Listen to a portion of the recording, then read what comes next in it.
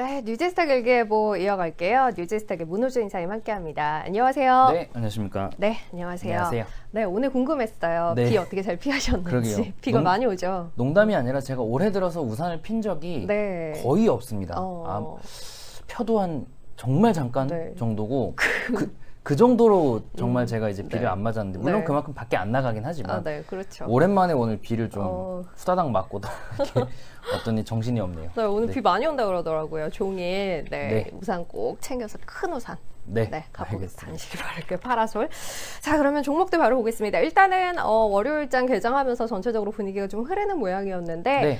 다행히 또 회복이 되고 있어요. 네. 지수 모두 다 시가 위로 올라와 있고요. 어떤 종목들 봐야 할지 보겠습니다. 유니버스 종목 먼저 쭉 볼까요? 네, 지난 금요일에도 말씀드렸지만 목요일 날 장세가 급격하게 반등을 했음에도 불구하고 금요일 1등 종목에 자동차 관련주들이 나왔다. 이것은 외국인과 기관들은 아직 국내 증시에 대한 반등 가능성을 크게 보고 있지 않다라는 네. 것을 말씀드렸습니다. 역시나 금요일 종가 기준으로 봤을 때도 현대차, THN, SL 같은 자동차 아니면 관련 부품주들이 1등 종목이 나왔는데요.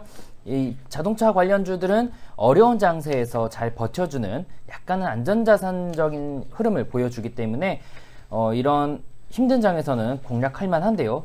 지금도 여전히 약세장이라고 생각을 하는 것인지 외국인과 기관들, 기관은 좀 매도하지만 상대적으로는 코스피 중대형에서 1등을 기록하고 있는 게 현대차입니다. 물론 관련된 자동차 관련주들이 과거와는 달리 미국 쪽에서의 판매 증가가 이어지면서 호실적에 대한 기대감도 있는 것이 주가 상승의 주요 모멘텀이라고 보이고 있습니다. THN 같은 경우도 이 자동차용 와이어 하네스를 전문적으로 판매하는 기업인데요. 덩달아서 호실적과 함께 우상향을 이어나가고 있는 그런 모습이 있고요. SL 같은 경우도 이제 자동차 전조등 전문 기업이라고 봐야 되겠죠. 실적이 회복되면서 주가가 빠르게 반등하고 있는 모습입니다. 이어서 클래시스 같은 경우는 피부 미용 의료기기나 화장품을 생산하는 전문 기업인데요. 최근에 의료기기 업종도 괜찮고 화장품 업종들도 단발성으로 크게 올라주면서 클래시스도 좋은 흐름 보이고 있습니다.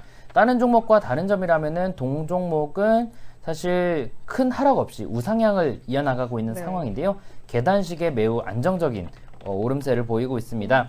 2분기에도 영업이익 90% 전년 대비 증가한 것으로 기대되고 있고요. 신제품의 판매 호조가 나타나고 있고 올해 연간으로도 영업이익이 65% 정도 증가가 전망되고 있는 모습입니다. 아직까지는 기술적으로 이런 21선을 크게 이탈한 적이 없기 때문에 21선 혹은 61선을 이탈하지 않는다면은 한번 관심을 유지할 수는 있을 것 같고요.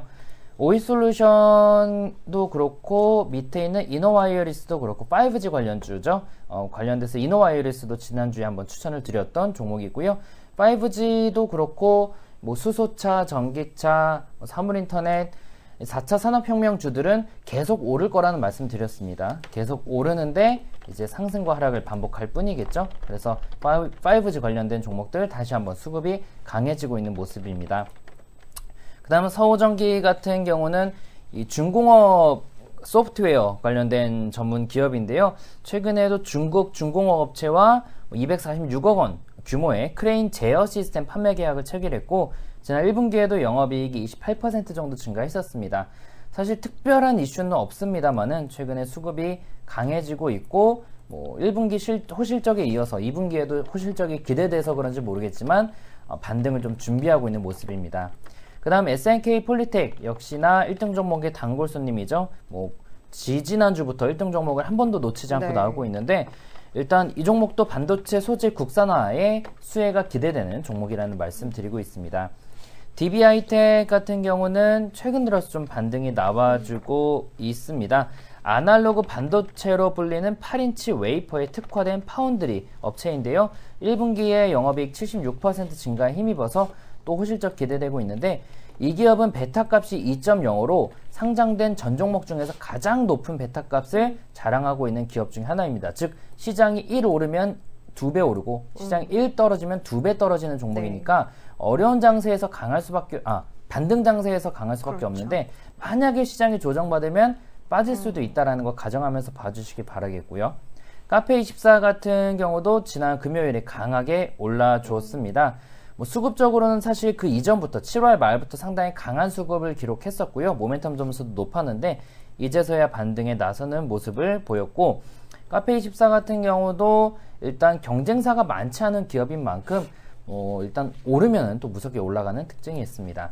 네오히즈 지난 금요일에도 나왔고 또 나왔는데요. 웹보드 게임 관련 종목이라는 말씀 드렸죠. 네. 그래서 관련돼서 안정적인 이익 성장과 함께 주가 반등을 하고 있는 그런 모습이고요. 마지막으로 동양 P&F 같은 경우는 지난 1분기 매출액 350%, 영업이익은 흑자 전환에 성공했습니다.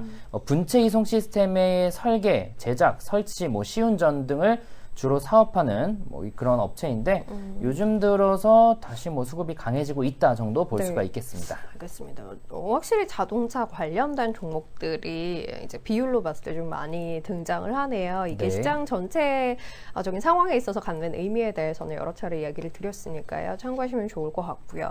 자, 바로 추천주 리뷰를 해볼게요. 지난 금요일에 저희 파트론 그리고 덴티움 이렇게 두 종목 이야기를 드렸어요. 둘 다 오늘은 흐름이 좋은 편인데요. 오스템 임플란트 급락하고 있음에도 덴티움은 오늘 또 1%대 강세 유지하고 있습니다. 다시 한번 리뷰해볼까요? 네, 일단 첫 번째 파트론 같은 경우는 아쉽게도 지난 금요일에는 하락폭이 꽤 컸습니다. 하지만 추천드릴 때도 드린 말씀이지만 역배열입니다. 역배열이기 때문에 이 구간을 돌파해야 안전 구간이라고 봐야 되고요.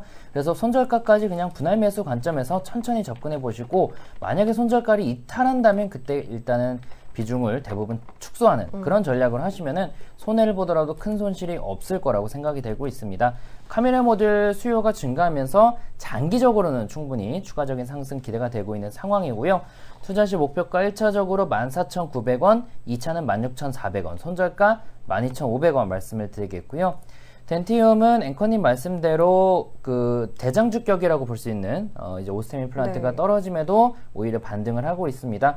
이유는 간단하죠. 그동안 못 올랐기 때문이고요. 여기 보시다시피 상단권을 계속 뚫지 못하고 있는데 또 못 뚫으면은 하단권까지 떨어질 수는 있겠죠. 그래서 요 구간에서 분할 매수 접근 충분히 가능할 것 같고요.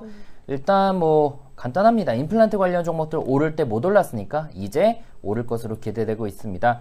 투자 시 목표가 1차 82,000원, 2차 9만원, 손절가 71,000원 유지하겠습니다. 알겠습니다. 오스템 임플란트 급락에도 많이 오르는 동안 못 올랐던 덴티움은 오늘 상대적으로 좋은 흐름 유지하고 있고, 파트론은 일단 가격대 안에 있습니다만 손절가는 반드시 지켜서 대응하는 게 좋겠다라는 부분 다시 한번 강조를 드리겠습니다.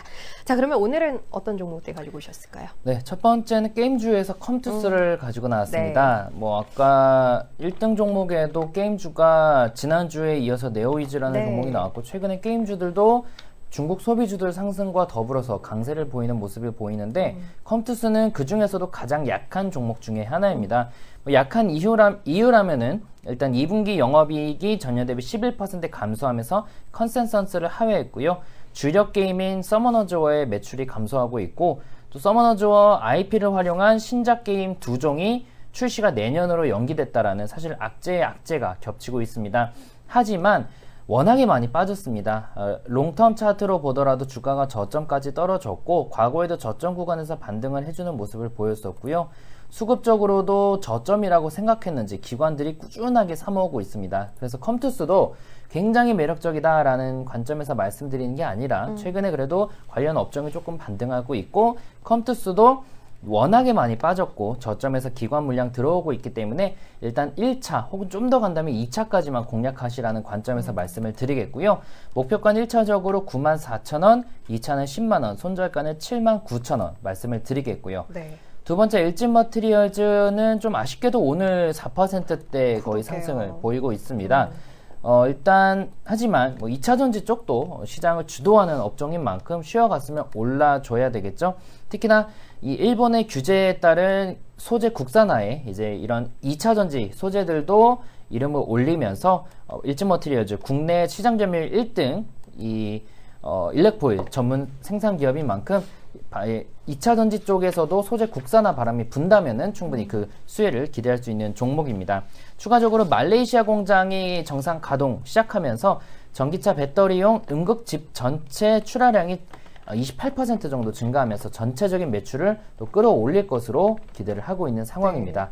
관련돼서 한번 관심을 가져볼 수 있겠고요. 투자 시 목표가 1차적으로 41,500원, 2차 45,000원, 손절가 36,000원 말씀드리겠습니다. 알겠습니다. 오늘은 컴투스 그리고 일진머티리얼즈 이야기 드렸습니다. 컴투스는 말씀하신 대로 주가의 낙폭이 워낙 컸어요. 최근 2년에 가장 낮은 수준까지 밀려있는 상황. 지난해 고점 대비 본다면 주가가 뭐 반토막도 더 나 그렇죠. 있는 네. 상태이죠. 일단 반등 정도 생각하고 이 종목은 지켜보자라는 이야기 드렸고요. 1차 94,000원 그리고 2차는 10만원, 손절가는 79,000원 짚어드리겠습니다. 함께 이야기 드리는 게 일진머티리얼즈예요. 일진머티리얼즈 오늘 좀 오르는 상황에서 이야기 드려서 약간의 아쉬움이 있기는 합니다만 일단 가격대 보시고 비중 조절하시면 좋을 것 같아요. 1차 41,500원, 2차 45,000원, 손절가는 36,000원 이렇게 짚어드리면서 마무리하겠습니다. 뉴제스탁 일기예보 뉴제스탁의 문호준 이사님 함께했어요. 감사합니다. 네, 수고했습니다. 네.